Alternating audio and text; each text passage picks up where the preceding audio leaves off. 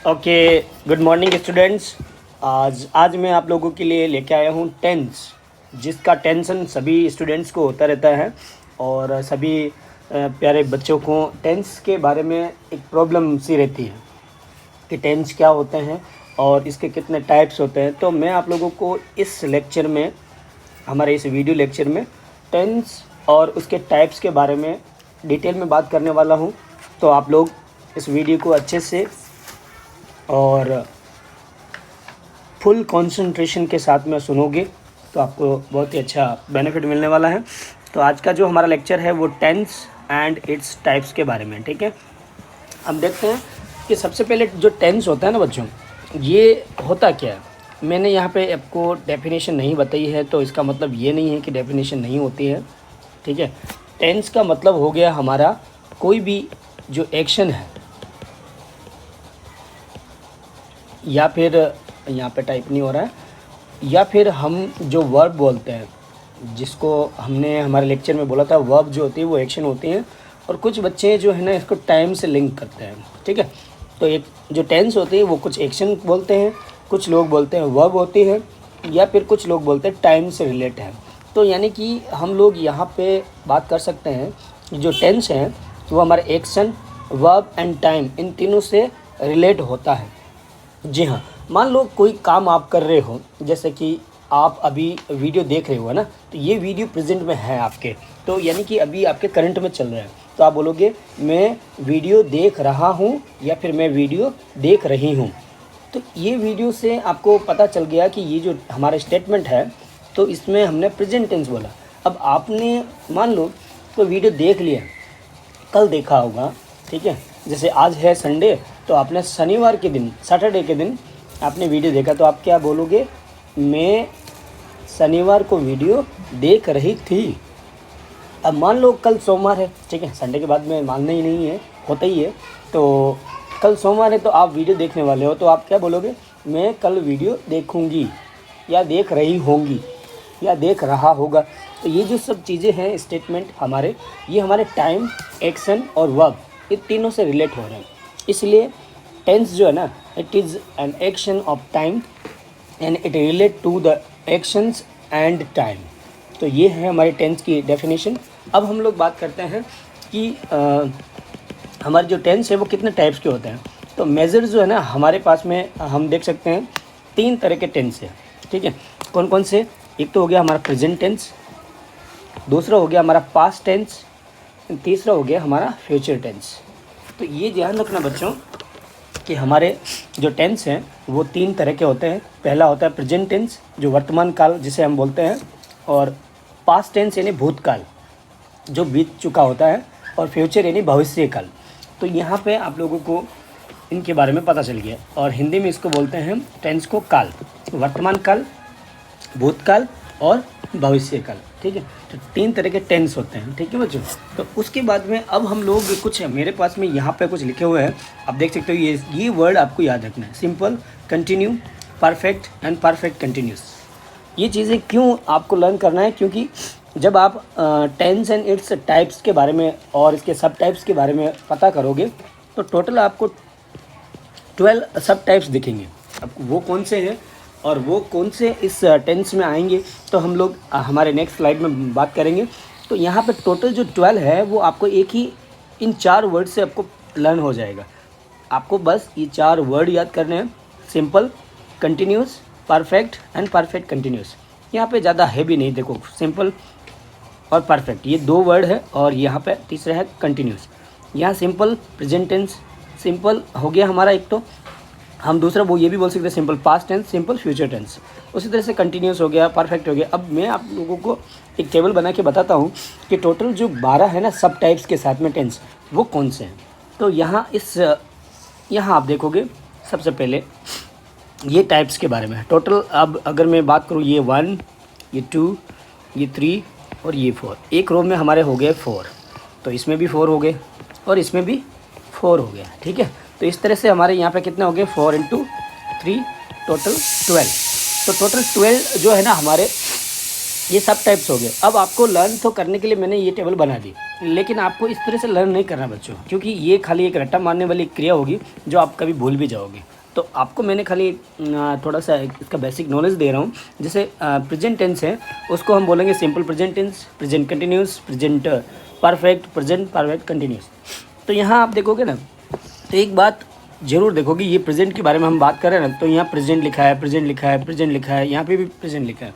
अगर यही चीज़ें हम लोग पास्ट के बारे में बात करेंगे तो यहाँ पर देखो सिंपल पास्ट आ गया, क्योंकि यहाँ पे पास्ट है, फिर पास्ट कंटिन्यूस हो गया, पास्ट परफेक्ट हो गया, पास्ट परफेक्ट कंटिन्यूस हो गया। उसी तरह से हम लोग बात कर सकते हैं हमारे फ्यूचर के बारे में, तो हम लोग यहाँ बोलेंगे simple future, future continuous, future perfect and future perfect continuous tense. तो यहाँ पे हमने जो बोला था simple, continuous, perfect and perfect continuous, ये 4 वर्ड से आप लोग टोटल 12 सब टाइप्स भी जान पाओगे। आपको इस तरह से लर्न नहीं करना है। कैसे लर्न करना है मैं आपको बताता हूँ। यहाँ देखोगे तो आपको इस सीक्वेंस में लर्न करना है 1 to 12। यहाँ पे आप देखोगे तो ये 4th नंबर है जो लास्ट है प्रेजेंट का, फिर ये 8th नंबर है जो फास्ट का लास्ट है, और यहाँ पे 12 है जो फ्यूचर का है। क्योंकि हमने 4 सब टाइप्स लिए हैं, तो यहाँ पे यहाँ तक जो हो गया है वो हमारा प्रेजेंट टेंस का हो गया। ये जो लाइन है वो हमारे प्रेजेंट टेंस की है। दूसरी यहाँ आप देखोगे तो फ्यूचर टेंस का हो गया, सॉरी पास्ट टेंस के बारे में हो गया, ठीक है। और ये हमारा हो गया किसके बारे में, फ्यूचर के बारे में।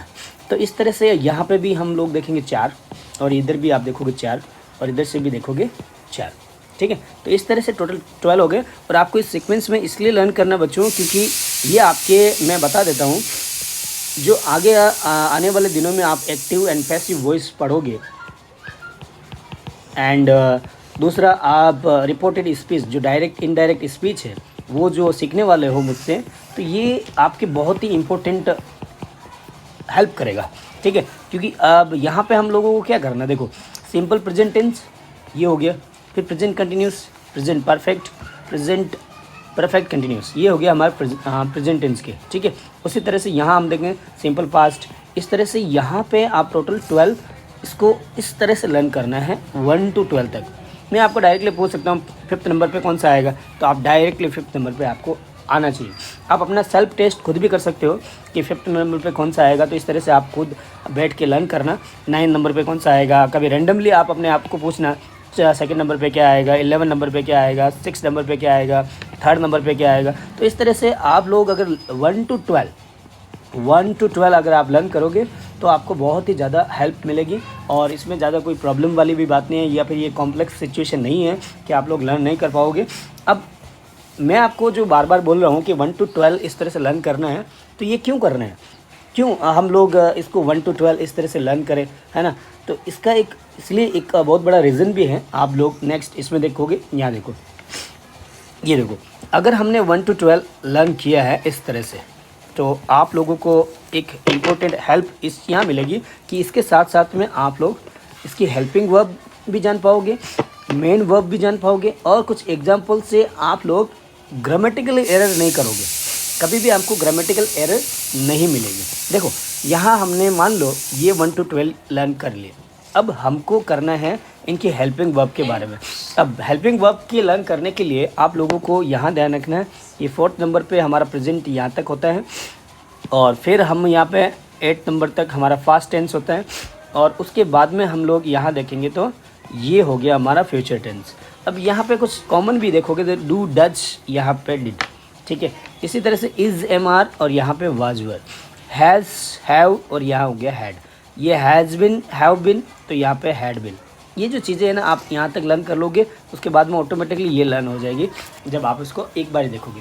तो इनका ये जो लाइन टू लाइन हमको लर्न करना क्यों ज़रूरी है, ये मैंने आपको बार बार बोल दिया है कि active passive voice, indirect, direct speech में, और बहुत सारे ग्रामेटिकल जो सेंटेंसेस होते हैं, सेंटेंस स्ट्रक्चर होते हैं, वह आपको लर्न होगा। और ये मेन वर्ब क्या है, इसको हम लोग HV भी बोल सकते हैं, HV यानी हेल्पिंग वर्ब, ठीक है। ऑक्सिलरी वर्ब भी बोलते हैं हम लोग इसको। और मेन वर्ब यानी जो मेन जो वर्ब होती है, जैसे यहाँ पे आप एग्जांपल देखते हो, ही रीड्स, ये मेन वर्ब होगी उसकी। दे डांस, है ना। तो यहाँ पे मैं जो भी अंडरलाइन कर रहा हूँ ना, ये मेन वर्ब है, ठीक है। तो ये मेन वर्ब है। तो यहाँ पे V4, V1, V2, V3 ये सब चीज़ें हमने हमारे पार्ट्स ऑफ स्पीच वाले वीडियो में हमने देखा था कि क्या होती है, ये फॉर्म ऑफ द वर्ब होती है। तो ये आपके काम इसलिए भी आएगी क्योंकि आपको एक बेसिक आइडिया ये आएगा कि सिंपल जो भी टेंस है हमारी, यहाँ देखोगे आप सिंपल, तो यहाँ पे भी आप देखोगे सिंपल, और यहाँ पे भी आप देखोगे सिंपल।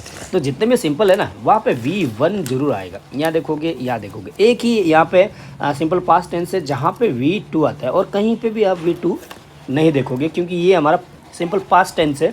तो ये एक थोड़ा सा अलग हो गया, ठीक है। इससे आपको ये पता चला। फिर जो सेकंड नंबर है यहाँ पे 1 2 3 4, यहाँ पे भी मान लो 1 2 3 4, और यहाँ पे भी मान लो 1 2 3 4, है ना, क्योंकि ये फर्स्ट का है प्रेजेंट टेंस का, ये दूसरे का है पास्ट टेंस का, यहाँ पे तीसरा हो गया कौन सा, फ्यूचर टेंस, ठीक है। तो इसमें आप देखोगे तो नंबर 2 जो है ना, इसमें हमारा देखो V4 है, और यहाँ पे भी नंबर 2 इसका पास्ट का क्या हो जाएगा 6 नंबर, तो यहाँ पे भी V4 है, और यहाँ पे भी 9 के बाद में 10 नंबर जो है ना V2 है उसका, सॉरी सेकंड नंबर है फ्यूचर का, तो यहाँ पे भी और यहाँ पे देखो जितने भी परफेक्ट है ना, यहाँ परफेक्ट दिखेगा आपको, यहाँ परफेक्ट दिखेगा, और यहाँ पे भी परफेक्ट दिखेगा, उनकी सबकी V3 होती है, V3। और उसके बाद में जो भी परफेक्ट कंटिन्यूस टेंस है, जैसे कि फ्यूचर वाला V4 आ गया, पास्ट परफेक्ट कंटिन्यूस यानी परफेक्ट कंटिन्यूस हो गया तो V4 आ गया इसमें भी, और यहाँ पे भी देखोगे तो परफेक्ट कंटिन्यूस है तो यहाँ पे भी V4। इस तरह से आपको लर्न करने में भी कोई दिक्कत नहीं होने वाली है।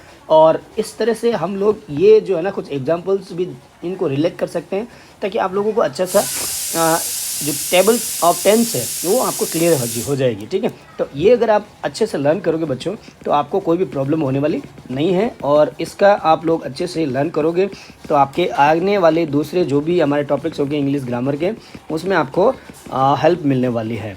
तो मैं आप लोगों को ये जो बता रहा हूँ उसके हिसाब से आप करोगे तो लाइफ टाइम तक आप भूलोगे नहीं, ठीक है। हाँ, देखोगे टेंस, तो टेंस जो है ना बच्चों, यहाँ पे आप लोगों को पता चल गया कि 3 तरह के होते हैं, ठीक है। अब मैं आप लोगों को वापस बोल रहा हूँ, ये हो गया हमारा प्रेजेंट, ये हो गया पास्ट, और ये हो गया फ्यूचर। कुछ एग्जांपल्स मैं आप लोगों को बताऊंगा, और उसके आधार पर आप लोग पता कर पाओगे कि कौन सा टेंस का है ये। कुछ एग्जांपल्स मैं यहाँ पर दे देता हूँ आपको, जैसे कि एक्सरसाइज, ये है एक्सरसाइज आपकी नंबर 1 2 3 4 5 6 7। यहाँ पर 7 क्वेश्चन मैं दे देता हूँ आप लोगों को। जैसे दे हैव ईटन फूड, अब यहाँ पे फूड मैंने नहीं डालता हूँ क्योंकि यहाँ पे स्पेस थोड़ा कम हो जाएगा। फिर उसके बाद में they had collected the papers, अब ये आगे वाला जो फ्रेज़ है मैं वो ऐड नहीं कर रहा हूँ, ठीक है। और फिर उसके बाद में he was going to school, okay. And फिर सी इज़ रीडिंग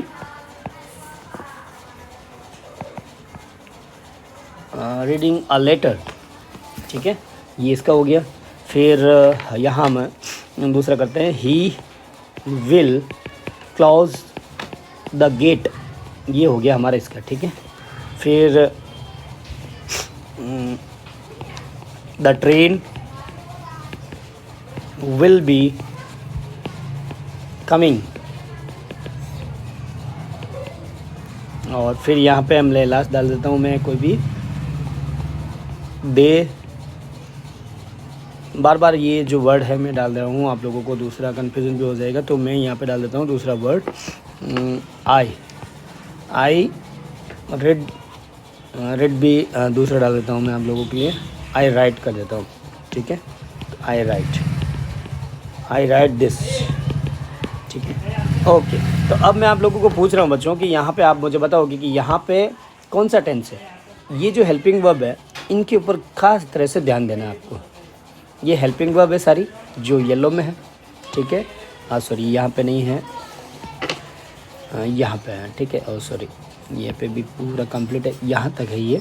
और फिर यहाँ पे कोई हेल्पिंग वर्ब नहीं दिख रही है, बस आपको मेन वर्ब ही दिख रही है, ठीक है, वो भी V1 दिख रही है।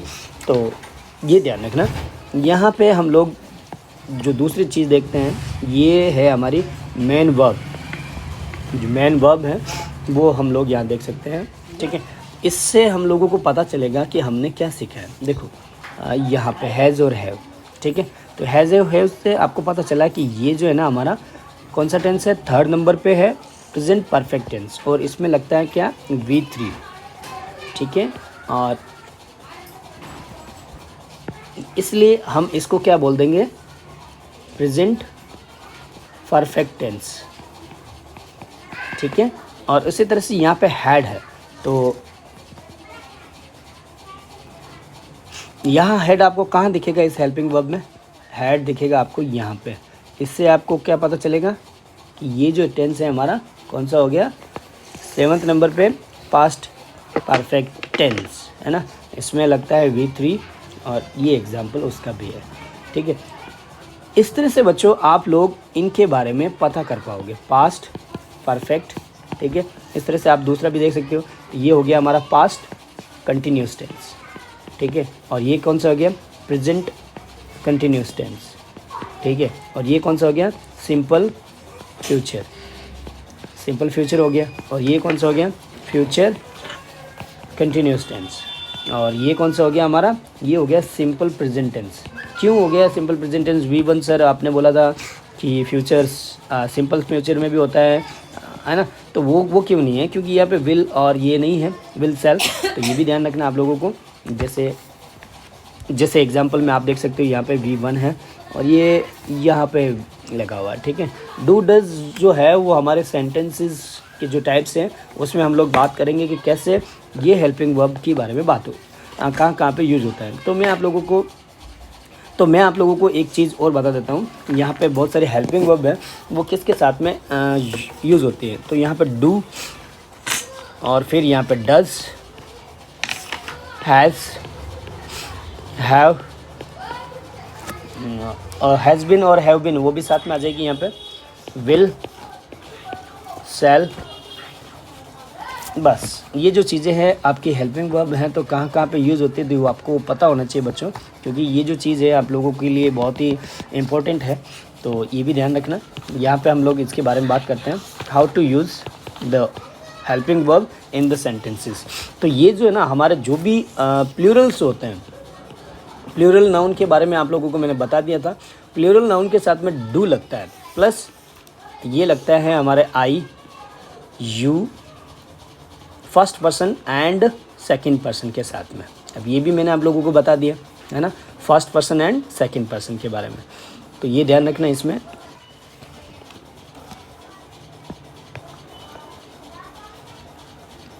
मैं आपको अच्छे से बता देता हूँ, रुकिए थोड़ा सा और डिटेल में। तो यहाँ पे मैंने आपको बोला एक तो first person and second person of किसका, प्रोनाउन का। जो प्रोनाउन में हमने पार्ट्स ऑफ स्पीच में बात किया था प्रोनाउन के बारे में, तो जो भी हमारे फर्स्ट पर्सन और सेकंड पर्सन में आते हैं उनके साथ में डू लगता है। ये ध्यान रखना है आप लोगों को, ठीक है। और डज कहाँ लगता है, सीधा इसका अगर आपको डू का पता चल गया तो इसका भी बारे में भी आपको पता चल जाएगा। ये है हमारा सिंगुलर नाउन के साथ में, सिंगुलर नाउन, और प्लस जो हमारा थर्ड पर्सन है, थर्ड पर्सन। लेकिन एक थोड़ा सा यहाँ पे डिफरेंस है कि जो दे वर्ड है यहाँ पे थर्ड पर्सन में आता है, लेकिन उसके साथ में हम डज नहीं लगाते हैं। ये ध्यान रखना, इसका भी एक रूल है, ये हमेशा यहाँ पे आता है, ठीक है। एक ही है यहाँ पे, तो दे डू ऐसा आएगा, दे डज नहीं आएगा, ये ध्यान रखना बच्चों, ठीक है। तो ये हमने पढ़ा डू और डज के बारे में। फिर नेक्स्ट जो है हमारा इज़, एम, आर के बारे में हम बात करते हैं। इज़, एम और आर।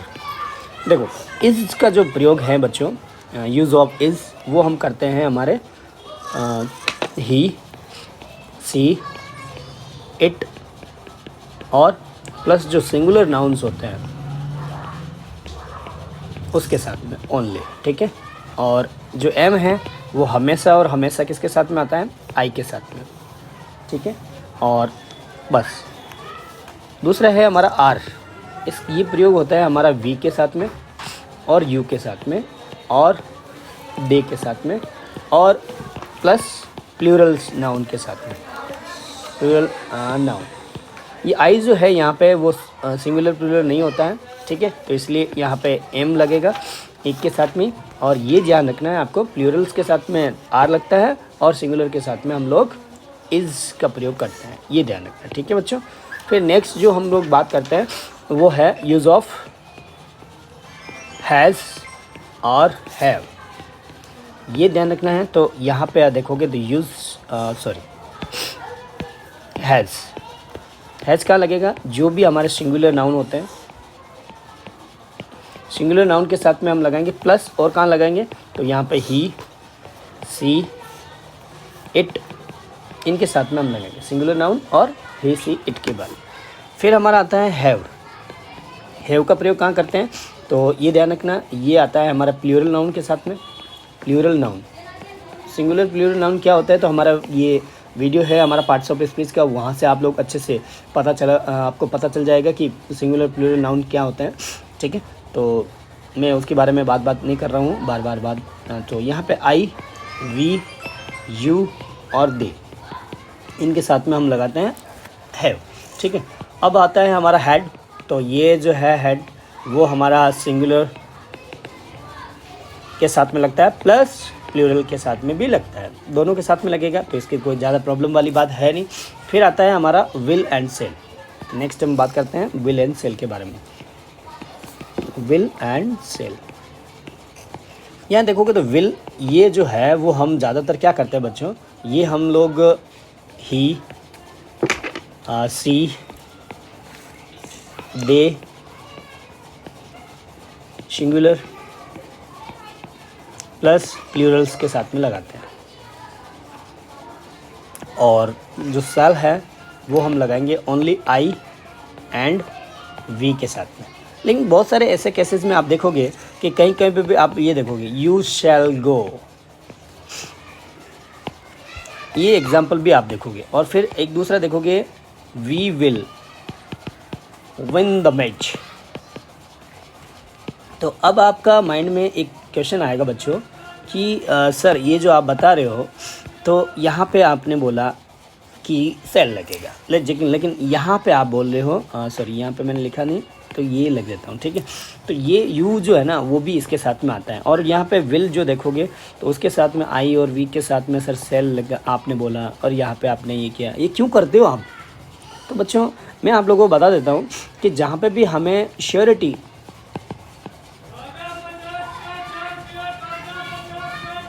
श्योरिटी नहीं, हम लोग श्योरिटी या फिर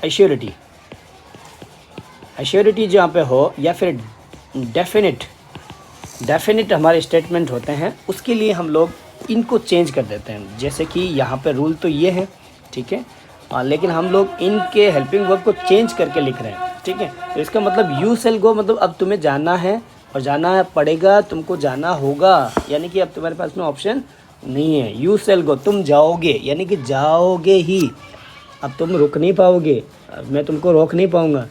यहाँ पे स्टेटमेंट में आप क्या देखोगे, श्योरिटी और डेफिनेट, एकदम definitely you have to go, तो वहाँ पे हम लोग सेल लगा देंगे। और यहाँ पे देखो we will win the match, यानी कि हमें पूरा एक कॉन्फिडेंस है, हमें एश्योरिटी है, डेफिनेटली हम कह रहे हैं कि हम जीतेंगे, तो we will win the match, यानी कि हम हारने वाले नहीं हैं। तो बच्चों यहाँ पे आप लोगों को ध्यान रखना है कि यहाँ पे हम लोग इस तरह से इंटरचेंज कर देते हैं। ठीक है, फिर और भी कुछ बचता होगा तो हम लोग बात कर लेते हैं। यहाँ पे इसका मैंने बता दिया आपको, इसका बता दिया, इसका हो गया, ये भी सेम होगा जैसे हमने हैज़ और हैव का लगाया उसी तरह से, और ये भी हो गया हमारा वाज वर, बाकी है। ठीक है, नेक्स्ट हम बात करते हैं यूज़ ऑफ वॉज एंड वर। ये बात करते हैं तो वॉज यहाँ पे लिख देता हूँ मैं, ये लगता है हमारा सिंगुलर नाउन के साथ में। ठीक है, और साथ साथ में आई के साथ में भी हम लोग लगाते हैं, आई, ही, सी, इट, इनके साथ में हम लगाते हैं वाज। और वर कहाँ लगेगा, जहाँ पे हमारे प्लूरल नाउन हो। प्लस में हम कहाँ लगेंगे, तो यू, वी, दे, इनके साथ में हम लगाएंगे ये यूज़ ऑफ वर। ठीक है, इसके अलावा आपको और कुछ जानने की ज़रूरत नहीं है, बस ये ध्यान रखना बच्चों। और फिर हम लोग नेक्स्ट देखते हैं अभी कोई बचा हुआ है। तो ये हो गया हमारा कंप्लीट। ये इसके बारे में मैं आपको अभी बताता हूँ डिटेल में। और ये हो गया हमारा ये हो गया सेम है, ठीक है, सिंगुलर। ये भी हो गया, विल सेल हो गया। विल भी जिस तरह से हमने विल सेल लगाया उसी तरह से ये भी लगेगा, और ये भी सेम हो गया हमारा इसके साथ में, तो इसमें कोई प्रॉब्लम नहीं। अब हम लोग बात करते हैं V2 के बारे में। तो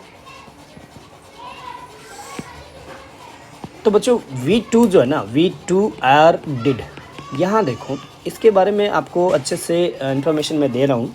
जब भी हमारा जो सेंटेंस है वो एसेरेटिव सेंटेंस या फिर हम लोग बोल सकते हैं पॉजिटिव सेंटेंस, जो भी पॉजिटिव सेंटेंस होते हैं, यानी कि जो नेगेटिव सेंटेंस नहीं होते हैं, वहाँ तो लगता है V2, ठीक है। नेगेटिव सेंटेंस में क्या होता है, नॉट वगैरह आता है, नॉट, नो, नथिंग वगैरह, ये नेगेटिविटी आ जाती है वहाँ पे, तो वो हमारे नेगेटिव सेंटेंस होते हैं, ठीक है। नेगेटिव सेंटेंस वो होते हैं। और ये है हमारे पॉजिटिव सेंटेंस, जैसे I read the notes. I को यहाँ पे वी बना देता हूँ, we closed the gate. He went away. तो ये जो वर्ड देख रहे हो ना आप बच्चों, ये V2 में है, ठीक है, क्योंकि हमने वर्ब के बारे में बोला था, जैसे कि ये जो है वो होता है फर्स्ट फॉर्म उसका गो, फिर होता है सेकंड फॉर्म गॉन, थर्ड जो होता है वो है गॉन, फिर V4 जो होता है वो होता है गोइंग, ठीक है ना। ये V1, 2, V3 और V4, इस तरह से हमने बात किया था वर्ब में हमारे पार्ट्स ऑफ स्पीच में, ठीक है ना। तो इस तरह से बच्चों यहाँ आप लोगों को ध्यान देना है, ये जो चीज़ है वो हम V2 को एसेरेटिव सेंटेंस या फिर पॉजिटिव सेंटेंस में लगाते हैं। नेगेटिव में क्या हो जाएगा, जब भी नेगेटिव आता है तब वहाँ पे डिड आ जाता है। जैसे इसको मैं नेगेटिव में बना रहा हूँ, आई डिड नॉट, ये मैंने हेल्पिंग वर्ब के साथ में जोड़ दिया और ये नेगेटिव दर्शाता है, ठीक है। सो आई डिडंट, इसी को मैं बना रहा हूँ, तो ध्यान देना कैसे हो जाएगा, I did not read the notes, बस। और यहाँ पे ये क्या हो जाएगा इसका, वी डिडंट या फिर डिड नॉट, ये क्लोज द गेट, फिर यहाँ पे ही का क्या हो जाएगा, यहाँ पे ही डिडंट गो अवे, है ना। तो ये जब भी हम डिड नॉट या फिर डिड वर्ड आ जाता है तब वहाँ पे हो जाता है V1, ये ध्यान रखना। तो मैं आप लोगों को एक इन्फॉर्मेशन जो दिया है वो यहाँ पे आपको डिटेल में वापस बता देता हूँ। मैं इससे लिख देता हूँ आपको, मैं आपको यहाँ पे एक इन्फॉर्मेशन दे रहा हूँ, ध्यान रखना। स्पेशल नोट है ये, स्पेशल नोट क्या है, whenever we use did as helping verb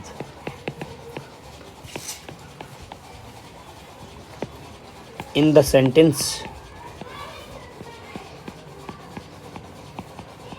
sentences, then we have to write V1 या first form of the verb, first form of the verb, ठीक है, ये ध्यान रखना। Whenever we use did as helping verb in the sentences, then we have to write V1, and अगर नहीं लिख रहे हैं, अगर हम did नहीं लिखते हैं, इसका ही उल्टा क्या हो जाएगा, नंबर जो नोट है हमारा यहाँ पे हैशटैग वायरल करना है, इसको हैशटैग वायरल कर देना। अगर हम नहीं लगाते हैं तो V2 आएगा, यानी कि V2 और डिड कभी भी साथ में नहीं रहते हैं, ये ध्यान रखना। काफ़ी स्टूडेंट्स जो है ना बच्चों में, इसलिए बता रहा हूँ कि जैसे मैंने यहाँ पे फिलअप दिया उनको, फिलअप कुछ करने के लिए फॉर्म ऑफ द वर्ब के लिए, तो वो क्या करते हैं, देखो यहाँ पे मैंने उनको एक क्वेश्चन दिया था स्कूल में, तो उन्होंने जो माइनर मिस्टेक की है वो क्या किया, देखो दे मैंने यहाँ पे स्पेस रखा, फिलअप्स वाला था, और यहाँ पे नॉट अपॉइंट किया है, not appoint him for the post. अब मैंने उनको यहाँ पे कर दिया simple future sorry past tense, इसको आपको लिखना है, ठीक है। तो बहुत सारे बच्चों ने आंसर क्या दिया पता है आप लोगों को। मैं ऐसा नहीं बता रहा हूँ कि सारे बच्चे फेल हैं, उनको बेसिक नॉलेज नहीं होता है, इसकी वजह से प्रॉब्लम होती है। तो यहाँ पे बच्चों क्या करते हैं, वो लिखते हैं डिड नॉट अपॉइंटेड। यहाँ पे जो मिस्टेक है ना वो यहाँ पे कर देते हैं, ये यहाँ पे लिखते हैं डिड नॉट अपॉइंटेड, जो कि पूरी तरह से गलत है, ठीक है। कुछ बच्चे ऐसे करते हैं डिड अपॉइंट नॉट, ये भी क्या हो जाएगा हमारा रॉन्ग हो जाएगा। तो राइट क्या है सर, तो राइट जो है ना ये हो गया रॉन्ग, डब्लू रॉन्ग, ये रॉन्ग, राइट ये है। डिड लगाओ बस खाली और वैसा का वैसा वापस आपको लिख देना है, डिड नॉट अपॉइंट। ये जो स्टेटमेंट है ना वो हमारा राइट है। तो ये ध्यान रखना, बेसिक चीज़ें हैं आप लोगों को ध्यान रखना है। जब भी डिड आता है ना तो वहाँ पे V2 नहीं आता है, डिड के साथ में V2 नहीं रहती है। अब ये भले ही हमारा इंटरोगेटिव सेंटेंस हो या नेगेटिव सेंटेंस हो या फिर एसरेटिव सेंटेंस हो, हमको V2 लगाना है जब डिड नहीं है, ठीक है, और जब डिड है तो V1 में कन्वर्ट हो जाता है। ये बेसिक आपको ध्यान रखना है, ठीक है बच्चों। आगे के हम हमारे वीडियो में और भी टेंस के बारे में बात करेंगे। सो अभी के लिए आप लोगों को मैं धन्यवाद करता हूँ and thank you for watching and have a nice day.